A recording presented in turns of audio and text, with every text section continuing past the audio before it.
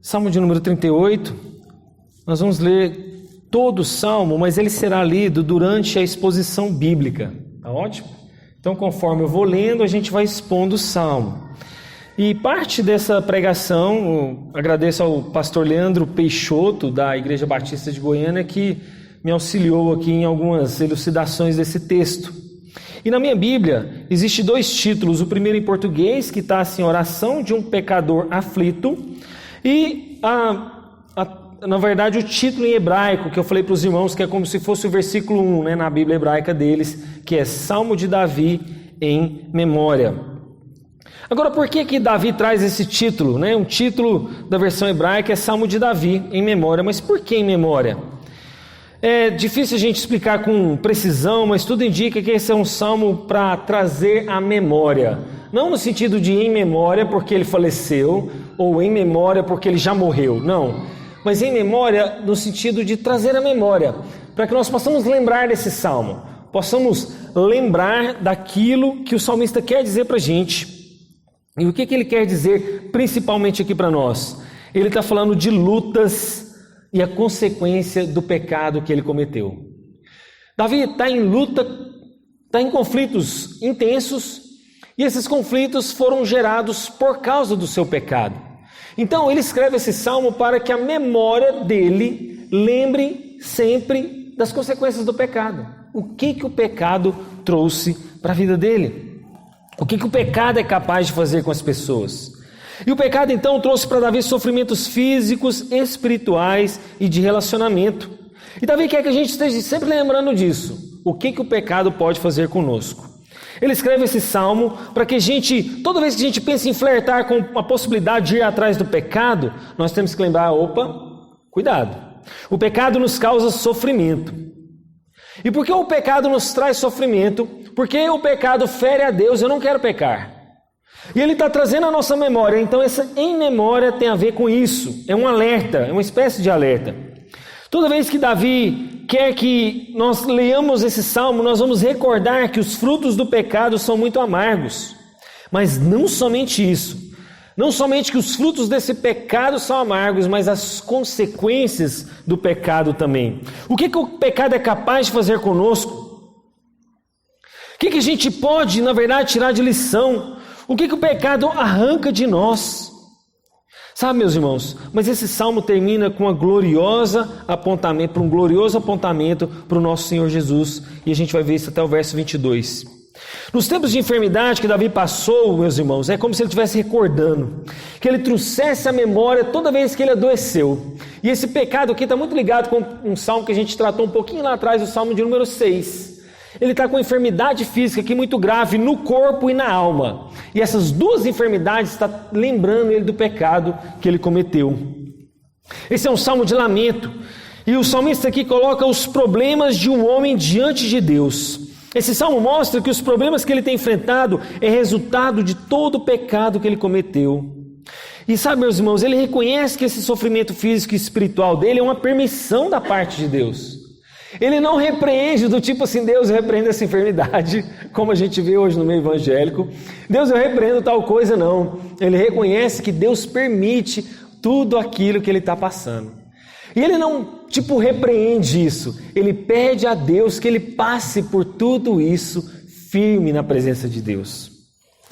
Então ele fala dos sofrimentos do corpo e da alma. Ele fala da separação dos seus amigos e parentes. Ele fala que isso deixou a vida dele vulnerável aos ataques do inimigo e que tudo isso é justiça e disciplina de Deus. Sabe, meus irmãos, o que Davi está mostrando aqui nada mais é que o pecado meio que bagunçou a vida dele e agora ele guerreia. É como se ele está em luta. E a primeira luta que ele está sofrendo, sabe qual que é? Entre ele e ele mesmo. Olha só o que diz os versos então 3 em diante.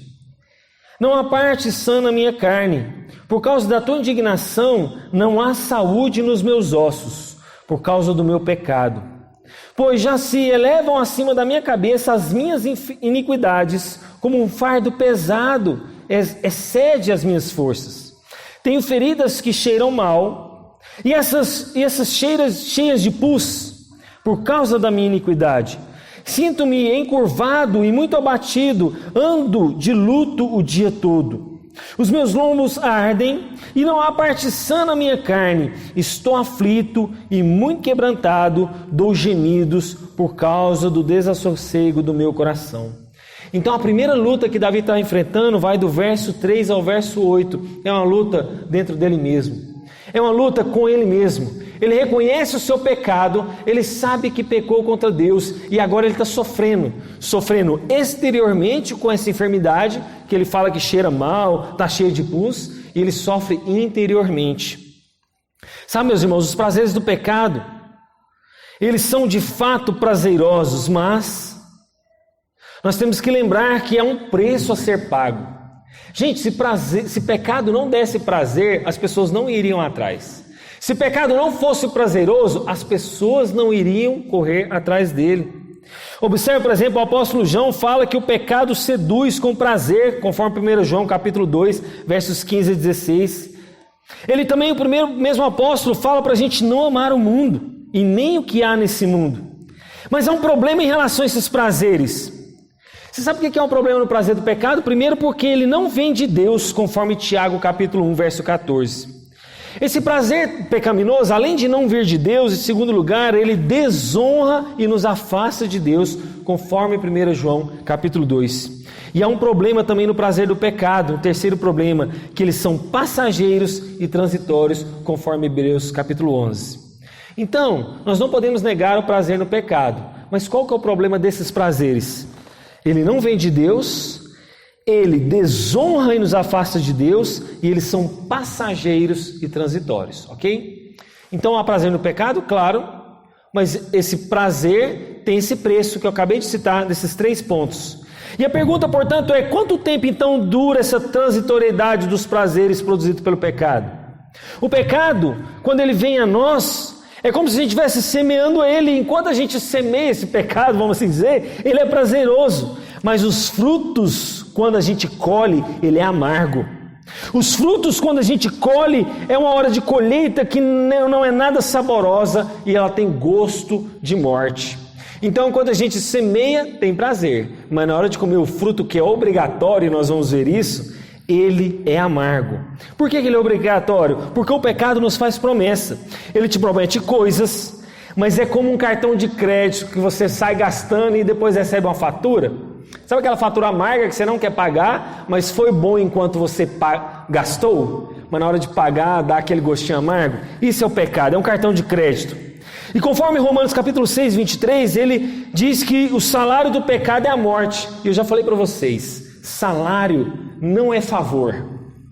Quando você trabalha lá no seu emprego, chega aos finais dos 30 dias, você não fala para o seu patrão assim: patrão, por favor, me pague aí os meus 1.300 mensais, que nós acordamos. Ô meu patrão, por favor, se der para você pagar, me pague aí o meu salário. Não. Quando você trabalha, o seu salário é uma obrigação do seu patrão. Ele é natural, ele é uma obrigação consequencial. A mesma coisa é o pecado. Quando você o comete, o salário dele é a morte.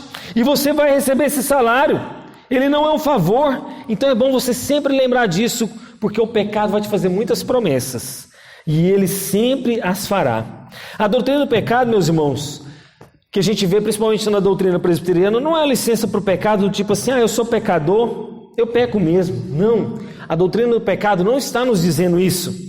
O pecado entra no mundo, e eu nasci em pecado, conforme o salmista diz no capítulo 51, mas o pecado fere um Deus que é santo, que levou Jesus a morrer por mim. Sabe, meus irmãos, Jesus não morreu por um acidente. Jesus não morreu por um acaso. Jesus não morreu assim porque era uma coisa assim do tipo: vamos fazer e vamos ver o que vai dar. Não. Houve uma consequência por causa do pecado. E eu lembro certa vez que um pregador foi fazer uma viagem. Ele fez uma viagem muito longa, de 2.000 quilômetros pela África do Sul. E quando ele fez essa viagem muito longa de 2.000 quilômetros, quando ele chegou, alguém perguntou assim: e a viagem, foi tudo bem? Ele falou: foi tudo bem. E não aconteceu nada de errado? Aí ele falou assim: não, aconteceu uma coisa só nesses 2.000 quilômetros, um pneu furou. Aí o rapaz falou: puxa, glória a Deus, porque em 2.000 quilômetros só um pneu furou. Isso é o pecado nas nossas vidas. Ele tem que ser um acidente de percurso. Ele tem que ser uma ocasionalidade. Diferente talvez de irmãos que estão com o seu carro aí rodando e o seu pneu fura a cada 100 metros. Como o seu carro que você está rodando aí na sua vida, o seu pneu a cada 1 quilômetro está furando. Cuidado, se essas coisas que têm atrapalhado a sua caminhada, a sua corrida cristã, de cada 100 metros e a cada 1 quilômetro tem furado seu pneu, você tem que verificar o que está errado. Alguma coisa não está certa. O pecado então é esse acidente de percurso, não a frequência nas nossas vidas. Agora, por causa de tudo isso que o salmista disse, por causa de tudo isso que o salmista está enfrentando, olha só as consequências do seu pecado. Ele tem uma doença no corpo. E é por causa exatamente da disciplina de Deus pelos pecados que ele cometeu, conforme a gente leu no verso 3. Meus irmãos, eu preciso deixar uma coisa muito clara. Eu não estou afirmando aqui que necessariamente, todas as vezes que a gente vai ter uma doença é fruto do pecado. Eu não estou afirmando isso. Eu estou afirmando que, conforme o Salmos 38, verso 3, Davi estava sofrendo uma enfermidade física por causa do pecado dele. Quer dizer que toda vez que eu fico doente é por causa do meu pecado? Não. Esse mundo está sujeito à queda. Esse mundo sofreu as consequências do pecado como um todo. Então nós podemos adoecer, claro, e que não necessariamente é fruto do pecado. Mas no caso de Davi, sim, era o fruto do seu pecado. E é interessante notar o seguinte: avalie-se a si mesmo. Talvez você pode adoecer um dia ou até mesmo por esse momento e pode sim ser fruto do pecado. Avalie isso. Eu não estou afirmando que toda doença é fruto do pecado, eu volto a repetir. Mas pode ser que seja, como era o caso de Davi. E sabe, irmãos, e o pecado, essa doença na verdade começou a quebrantar o coração de Davi. E eu fico pensando assim, se toda doença trouxesse quebrantamento às pessoas, os hospitais seriam lugares de avivamento. Se toda doença que as pessoas sofressem levasse elas a ser quebrantadas, o hospital seria um lugar da gente fazer cultos evangelísticos. Seria um local do avivamento máximo, porque todo mundo que fosse para lá seria quebrantado. Mas não é assim. Quantos de nós talvez adoecemos e começamos a murmurar contra Deus? Quantos de nós talvez adoecemos e falamos assim: Deus, o Senhor trouxe essa enfermidade, o Senhor não está me curando, eu estou com câncer e parece que eu não vejo o agir do Senhor. Senhor, eu estou com essa enfermidade há anos e anos, eu venho carregando, mas o Senhor não me cura nunca. Então, doença não é só motivo de quebrantamento, como foi no caso de Davi. Davi foi quebrantado pela doença física que ele passava. E a doença pode ser instrumento sim de quebrantamento dos nossos corações, como foi com o de Davi. Mas nem sempre. Há corações que são tão endurecidos que a doença pode fazer ele até blasfemar contra Deus. A doença pode fazer ele até murmurar contra Deus.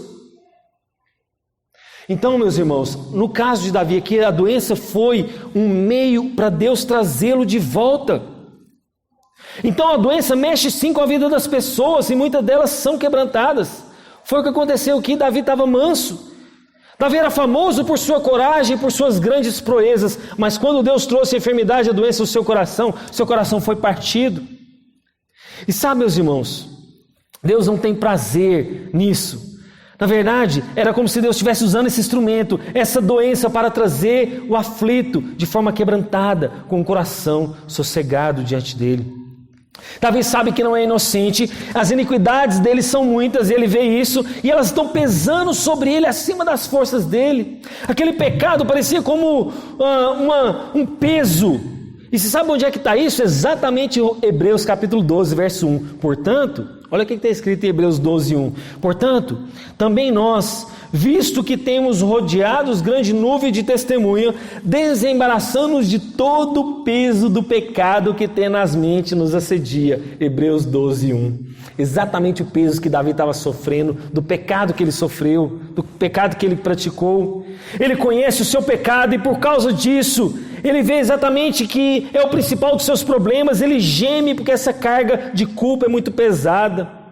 Note que é um peso, meus irmãos, e o poder do pecado então trouxe um fardo para ele. Ou seja, o pecado afetou a vida física, a vida emocional dele. E o fardo então que ele está carregando agora é uma vida de extrema sofrer. E nos versos 3 e 5 não deixa dúvida que essa doença que ele está enfrentando é de fato o castigo de Deus. E a mão de Deus então pesa sobre Davi. A gente não sabe, meus irmãos, qual que era o pecado de Davi exatamente aqui nesse contexto. Eu falei para os irmãos aqui na nossa série de Salmos, nem tudo dá para a gente saber contexto, tempo, a ocasião. Os Salmos não deixam isso claro, mas o fato é que foi por causa de um pecado. A gente também não sabe que tipo de doença era. Alguns estudiosos falam que é lepra, porque fala de pus e cheirar mal. Mas a gente não sabe também se era lepra. É possível que seja lepra, mas o fato é que Davi atravessou esse difícil vale. E o fato é que esse salmo então está deixando uma memória de uma recordação da malignidade do pecado. O quão maligno é o pecado. E para a gente terminar esse primeiro ponto da luta de Davi com ele mesmo, que é o primeiro ponto nosso, o salmista então caminha por muito tempo dentro dessas consequências do pecado. Então, meus irmãos, quando é que acontece a cura de Davi? Quando ele se conserta com Deus. Em função das consequências do pecado que ele estava vivendo, Davi queria uma urgência, ele queria uma velocidade na recuperação, mas nem sempre isso acontece. Davi está clamando por uma urgência nessa recuperação das consequências que ele está com o pecado, mas essa velocidade não é tão rápida, porque ele peca, tem as consequências e ele, Deus me livra, tipo, rápido dessas consequências. Mas isso não acontece na velocidade que ele esperava. Então, sabe, meus irmãos, o conserto com Deus e a cura com Ele vai acontecer. Deus vai nos perdoar, mas saiba de uma coisa: você pode carregar as consequências disso. E isso já é uma outra história. Deus vai te perdoar, Deus vai liberar perdão, a cura, a restauração, mas lembre-se das consequências do pecado. Facilmente a gente vai encontrar pessoas arrependidas, buscando um recomeço no Senhor, mas eles estão com essas consequências carregando, talvez até o dia de hoje. Então o pecado é muito sério. Mas essa primeira luta de Davi consigo mesmo, por causa das consequências do pecado, não é só uma luta interior dele, com ele mesmo. Olha só o segundo ponto da luta de Davi, e aí passa a ser com as pessoas mais próximas dele. Verso 9 em diante. Na tua presença, Senhor, estão todos os meus desejos, e a minha ansiedade não te é oculta. O meu coração bate acelerado, faltam-me forças, e a luz dos meus olhos até essa me deixou. Os meus amigos e companheiros afastaram-se da minha desgraça, e os meus parentes ficam de longe. Armam ciladas contra mim, os que tramam tirar-me a vida, os que me procuram fazer o mal dizem coisas perniciosas e imaginam engano todo dia. Mas eu, como surdo, não ouço, e qual mudo não abra a boca. Sou como quem não ouve e quem cujos lábios não há réplica. O primeiro fato que Davi trouxe consequências do pecado dele foi essa luta interior. Ele na alma dele e o físico dele afetado. O segundo ponto está aqui exatamente que o pecado trouxe uma segunda consequência nele: o afastamento das pessoas que ele amava. Aquelas pessoas que ele mais prezava, aquelas pessoas mais próximas, ele fala aqui, olha, de amigos e companheiros. Algumas traduções eu vi parentes também. As pessoas mais próximas o deixaram por causa da consequência do pecado. Então a segunda luta que Davi travando é com as pessoas que ele ama, com as pessoas que eram próximas dele. E para cada luta dessa, Davi começa se dirigindo a Deus. Não sei se os irmãos viram no verso 9: na tua presença, Senhor, estão todos os meus desejos e as minhas ansiedades. Alguém poderia perguntar, né? Que oração mais supérflua? Claro que Deus vê todas as coisas. Por que Davi está falando que Deus vê todas as angústias e ansiedades dele? Deus já vê isso. Mas, porém, o Senhor indica, meus irmãos, que vã é somente aquilo que é uma repetição sem fé. E isso é supérfluo, conforme Mateus 6,7. Orações de vãs repetições, essas sim são supérfluas. Mas mesmo Deus, sabendo todas as angústias que Davi passava, ele se declarou a Deus. O coração dele está acelerado, ele não tem força, ele não tem mais aquele brilho no olho. Já viu isso? Muitos coaches da vida falam, né? Brilho nos olhos. Sangue nos olhos, vamos lá. Ele não tem mais essa pegada. Ele está desanimado, ele está abatido. E quando mais ele precisou das pessoas a quem ele amava, todas essas pessoas fugiram. Meus irmãos, você acha que o pecado afeta só você? Só essa enfermidade que Davi estava passando, essa luta lá, física e emocional? Não. O pecado afetou pessoas que estavam em volta dele. Companheiros de viagem, amigos. Então, quando você pecar, cuidado. Cuidado que isso pode estar trazendo consequências com pessoas que estão ao seu redor, pessoas que estão à sua volta. O pecado então nos separa não só de Deus, mas também de quem nós mais amamos. Adultério te separa da sua esposa, de filhos. Vícios te separa aí dos seus parentes. O pecado afeta as suas relações com as suas pessoas que você mais ama. E você pode até achar que aquele pecado é só seu, mas ele vai afetar os que estão à sua volta. Algumas traduções utilizam a palavra, por exemplo, praga, e talvez essa palavra foi escolhida exatamente por aquela associação que eu falei para os irmãos da lepra. E se for a lepra mesmo, isso afasta mais ainda as pessoas daquela época, porque a lepra não tinha cura. A lepra é o que nós chamamos hoje de hanseníase. Não havia cura, as pessoas precisavam ficar isoladas, porque elas poderiam ter contato com ela e também pegar, talvez como o coronavírus hoje. É irônico que quanto mais a gente precisa de uma pessoa, mais a gente precisa do apoio umas das outras, exatamente é aí que elas nos afastam. Exatamente essas pessoas se afastam de nós quando a gente mais precisa delas, os nossos companheiros e os nossos amigos de jornada. E o Evangelho, meus irmãos, não pode contribuir para esse afastamento. Eu sei que nós temos talvez essa dificuldade, e eu estou falando como igreja. Talvez quando o irmão está passando com dificuldade, talvez quando ele mais precisa é o momento que a gente se afasta. Mas o Evangelho, meus irmãos, tem que mudar isso. A nossa igreja, aqui eu falo presbiteriano do Boa Vista, tem que viver algo diferente disso. O Evangelho tem que estar longe de preconceitos, ele tem que ser exatamente o oposto do que o mundo faria, mas infelizmente isso tem afetado a igreja também. Já não viu, meus irmãos? Nós somos, infelizmente, aquelas pessoas que somos o primeiro a bater o soldado ferido. Você viu o irmão fulano de tal que caiu em tentação? Você viu aquele irmão que caiu em pecado? Nós somos o primeiro a bater os nossos próprios soldados, os nossos próprios irmãos. E apesar dessas armadilhas que estão armando contra ele, o salmista diz, ele se faz de surdo, ele finge como quem não ouve, e ele também fica mudo, ele não replica os outros. Eu lembro daquela parábola do sapinho, não sei se vocês já viram essa, né? Havia uma competição de sapos, vários sapos, e a meta era subir no poste, né? Vocês já viram essa ilustração? E a corrida começa, e os sapinhos que estão assistindo a corrida falam assim, vocês não vão conseguir, vocês não vão conseguir, vocês não vão dar conta. E aí um sapinho ia desistindo, o outro também, e aí sobravam uns 3 ou 4, e a torcida era contra, vocês não vão conseguir, vocês não vão conseguir, até que um sapinho sobressai sobre todos, e ele vai subindo o poste, até que ele alcança. E ele consegue chegar lá no alto do poste. E aí quando ele desce, todos os sapinhos vão perguntar, mas como você conseguiu? Todo mundo se incentivando a não, que você ia desistir. Aí um cutuca do lado e fala assim, aquele sapinho, ele é surdo, ele não vai te ouvir. Então ele só conseguiu subir naquele poste, porque ele não deu ouvido àqueles outros sapos que o desincentivavam, que estavam contra ele. Então Davi se faz de surdo aqui, mas ele não só faz de surdo, ele também não bate boca com as outras pessoas. Sabe, meus irmãos, quando a gente está passando por situações assim, muitas pessoas esbravejam, protestam, esperneiam, mas quem confia em Deus e se aquieta, conforme a gente viu no Salmo 37, domingo passado, esse vai ter um encontro com Deus. Davi sozinho estava com Deus, mas ele estava em boa e na melhor companhia, que era o Senhor Jesus. Há um contraste marcante aqui, meus irmãos, entre pessoas que falam demais e o silêncio de Davi. E o silêncio de Davi era exatamente aquilo que estava trazendo uma fé para ele. E por causa desse reconhecimento da culpa e do silêncio de Davi, ele assumiu isso. Ele não transferiu a culpa do pecado para ninguém, como fez Adão e Eva. Eu não sei se os irmãos se lembram, mas o Senhor Jesus, há um apontamento que a gente pode fazer aqui, que é o Senhor Jesus indo para a cruz. Ele foi em silêncio, ele foi mudo para a cruz, conforme Isaías, capítulo 53. E ele assumiu a nossa culpa no nosso lugar. Davi, ele sofreu os pecados dele mesmo.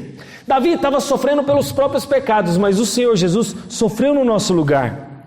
E sofreu injustamente por causa de mim e por causa de você.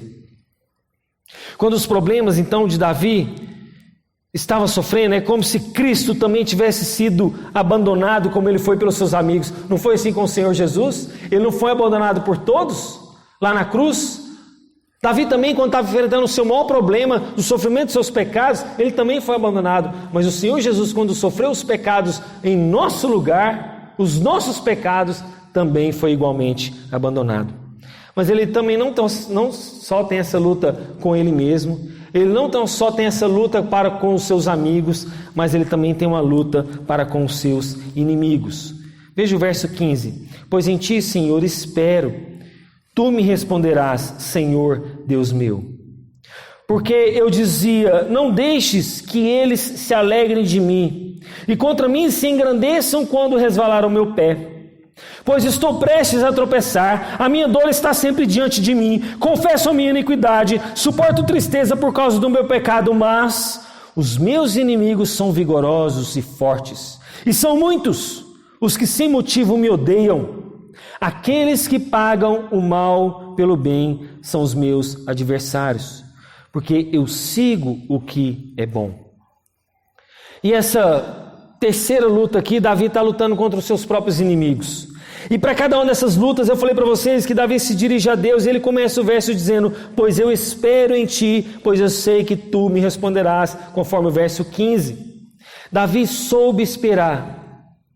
Irmãos, tem hora que não adianta você fazer nada. Você tem que simplesmente esperar e nada mais. Eu sei que às vezes é difícil para alguns aqui que são mais proativos. Eu sei que é difícil aqui talvez para alguns que são muito ativistas como eu. Mas tem hora que você precisa simplesmente esperar, confiar e descansar. Não me pergunte por que Deus faz isso. Mas Davi declara que ele precisava aprender a esperar. E ele só tinha que fazer isso e sofrer as consequências. Ele pede a Deus que não permita que os seus inimigos se alegrem contra ele. Era só esse o pedido dele. Ele ia esperar em Deus, mas Deus, não deixe que os meus inimigos se alegrem contra mim. Não deixe eles, Deus, zombar da minha cara.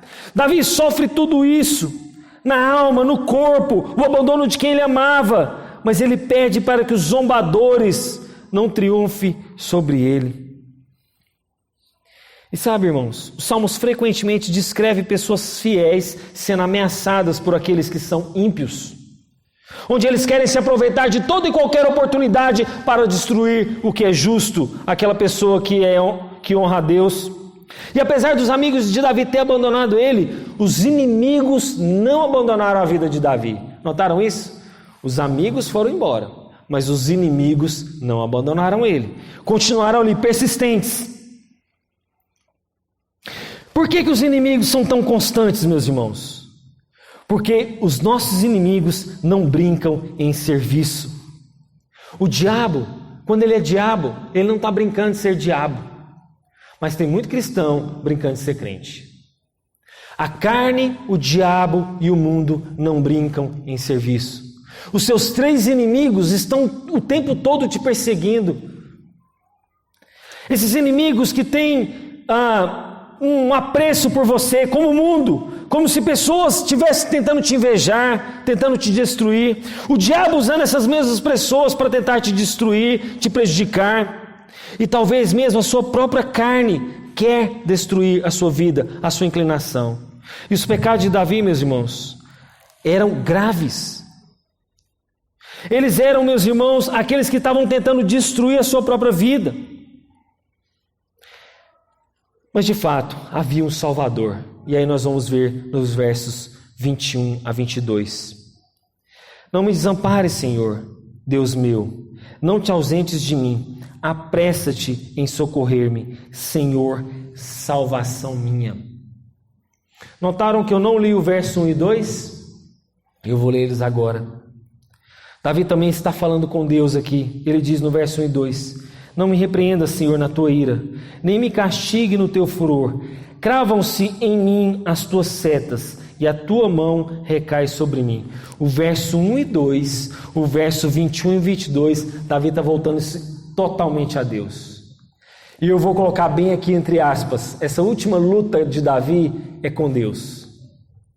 A primeira é entre ele mesmo, o pecado dele, o interior dele, as chagas que ele está enfrentando. A segunda luta é para com aqueles que deixaram, que o abandonaram, versos de 9 a 14. O versos 15 a 20 mostra a luta dele contra os inimigos. Mas essa última, eu estou colocando bem entre aspas, tá? Para os irmãos entenderem. Essa última luta, esse último desafio, vamos assim dizer, é diante de Deus. É Ele Deus agora. E ele começa também se dirigindo a Deus. Ele fala: não me repreenda, Senhor, na tua presença os meus desejos e ansiedades são colocados. Ele também fala: não me desampares, Senhor, não te ausentes de mim, apressa-te em socorrer-me. E é interessante que no verso 1 e 2 ele não pede para Deus não repreender ele não pede para repreender na ira de Deus. É como se ele tivesse o seguinte: olha, Deus, eu sei que eu mereço essa disciplina, mas é como se ele pedisse um abrandamento, é como se ele te pedisse um acalmamento das disciplinas que ele vai sofrer.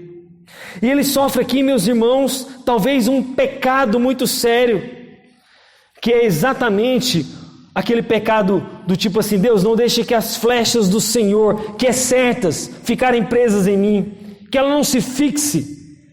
E as flechas estão pesando sobre ele, mas já tem um tempo. Às vezes, meus irmãos, Deus vai lançar as flechas, mas não no sentido para destruir você, mas para te disciplinar. E sabe uma coisa interessante? Deus só disciplina aqueles a quem Ele ama. Se você talvez está sendo disciplinado pelo Senhor, saiba que o Senhor te ama. Significa exatamente que Ele não te abandonou. Hebreus diz isso no capítulo 12, verso 6. É porque Deus te ama. Mas Davi, nesses versos 1 e 2, no versos 21 e 22, a gente percebe, ainda que não claro no texto, um certo arrependimento. Davi está arrependido. E a gente vê que a primeira palavra do Evangelho, eu já falei para vocês, é arrependimento. Quando Jesus e João Batista começam a pregar, a primeira palavra é o quê? Arrependei-vos, porque é chegado o reino dos céus. Capítulo 4, verso 17 de Mateus, a primeira pregação de Jesus é essa: arrependei-vos. Em Mateus, capítulo 3 também, verso 1, João fala isso: arrependei-vos. A primeira pregação que ele fala. E sabe qual foi a primeira pregação também de Pedro lá em Atos, naquela conversão dos 3.000? Arrependam-se. Arrependimento é a palavra-chave. Arrependimento é o que Davi mostra. Davi entende que Deus não queria matá-lo ou destruí-lo, mas é como se Deus quisesse espremer a alma dele. Era como se Deus quisesse resgatar Davi de volta, mas por causa do arrependimento. E aí ele finaliza, e eu finalizo também a pregação, nos versos 21 e 22, onde ele se dirige a Deus em oração, dizendo: Senhor, não me desampare, não se ausente de mim, apressa-te em socorrer-me. Deus é a única esperança daqueles que estão sofrendo hoje. Deus é a sua única esperança. É a única esperança daquele que sofre. Não é à toa que a última palavra do Salmo é salvação, ou Salvador em algumas versões. Deus é a nossa única salvação, e essa é a lição para nós. Aqui Davi declara que o pecado só vai ter a cura diante de um Salvador. E todos nós, meus irmãos, desejamos ser salvos. Salvos de uma situação, salvos desse mundo, salvos de circunstâncias, de pessoas, de nós mesmos, de pecados, da nossa vida talvez que nós estamos vivendo, de uma falta de fé, de uma doença. Mas é só através do Senhor Jesus que nós vamos conseguir isso. Se você não depositar a sua fé e sua esperança nele, como que você vai ser salvo? Jamais. Em Lamentações 3:26 está escrito: bom é ter esperança e aguardar em silêncio a salvação do Senhor.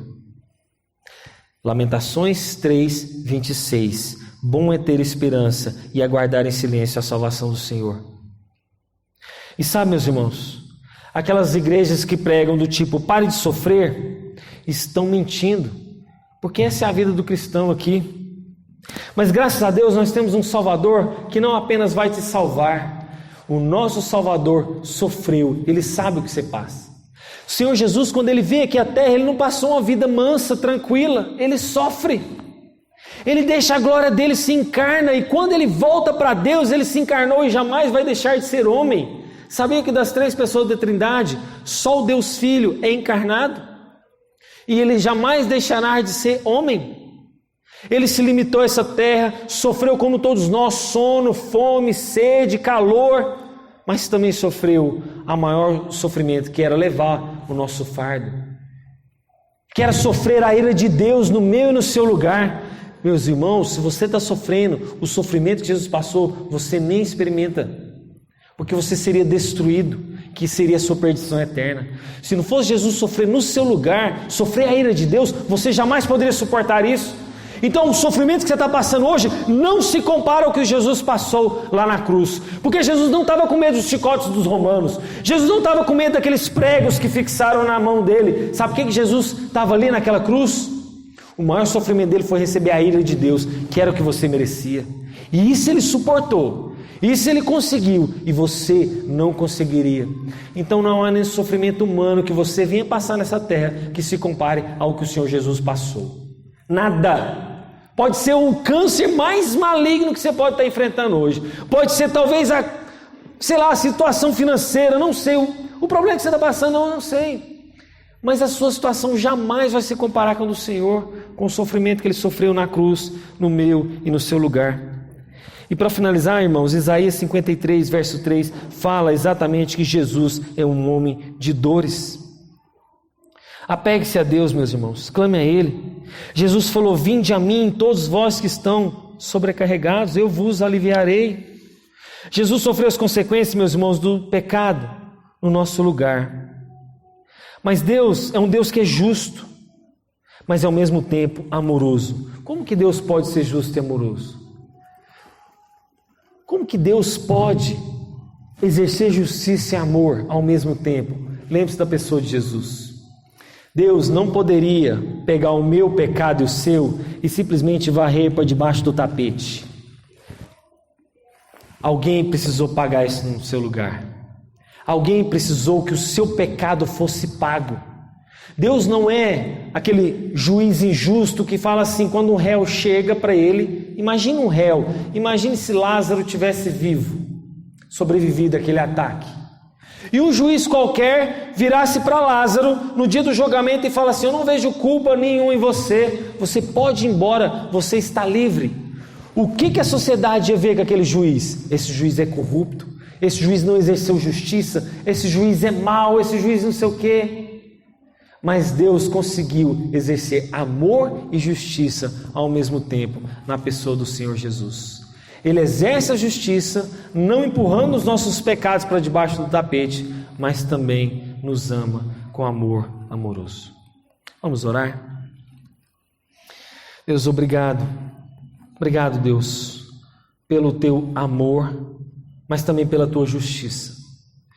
Isso dá temor e tremor aos nossos corações, ao mesmo tempo que também dá, Deus, um sentimento de compaixão, um sentimento de vida, um sentimento, Deus, de nos aproximarmos do Senhor. Mas, Senhor, que nós possamos, como esse salmo começa no título dele, em memória, possamos trazer à nossa memória todas as vezes que o pecado nos prometer coisas, todas as vezes que a pornografia nos prometer coisas, todas as vezes que trocar de esposa nos prometer coisas, todas as vezes que ganhar dinheiro ilícito nos prometer coisas, todas as vezes que pecar contra ti por uma mentira nos prometer coisas, toda promessa do pecado, nós possamos trazer à memória as consequências do qual o salmista viveu. Consequências com ele mesmo, consequências com quem ele amava, os ataques externos do inimigo, mas também, Senhor, aquilo que o próprio Deus trouxe à vida de Davi, a disciplina. Mas uma disciplina não que pune simplesmente por punir, mas que ama. Deus, que nós possamos nos entregar ao Senhor, compreender as consequências do pecado e nos afastarmos cada vez mais. Não andar, Deus, naquele limite, naquele limiar, mas distantes daquilo que a Tua Palavra diz, o que é pecar contra o Senhor. Oramos assim, confiados somente no nome de Jesus. Amém e amém. Vamos encerrar o nosso culto com um momento de pós-lúdio. Eu tenho breves avisos.